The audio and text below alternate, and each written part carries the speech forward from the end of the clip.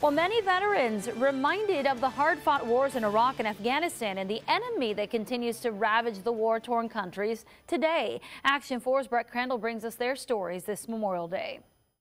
Thousands of people participated in today's silent march here in Brownsville, many remembering those who lost their lives in Iraq and Afghanistan, where a war still rages today. This is Elizabeth BAEZ's first time at the Brownsville Silent Memorial Day March. It's a beautiful thing to see everybody coming together.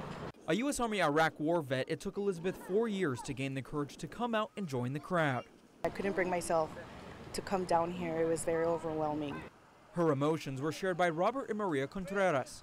Participating for the 6th year in a row, they remember their cousin Pedro Contreras, who was killed in Iraq 11 years ago. It's kind of different once it hits you with the family and it's a loved one out there, and we should remember them all. It's not a day of beach going, it's a day of remembrance and being out here and just at least one day pay respect to them and thank them for what they did. They gave their lives for us to be here. Enrique Castillo began gathering his family and friends together to participate in the Brownsville March in 2012 in remembrance of his platoon sergeant Russell Boria. He took care of me while I was in the military. On his second tour in Iraq, Enrique's Humvee was struck by an IED, taking his leg in the life of his friend. He wants Boria's family to know he has not been forgotten. You know, they get to see that their dad has not been forgotten. This Memorial Day, all but a few thousand American troops have come home.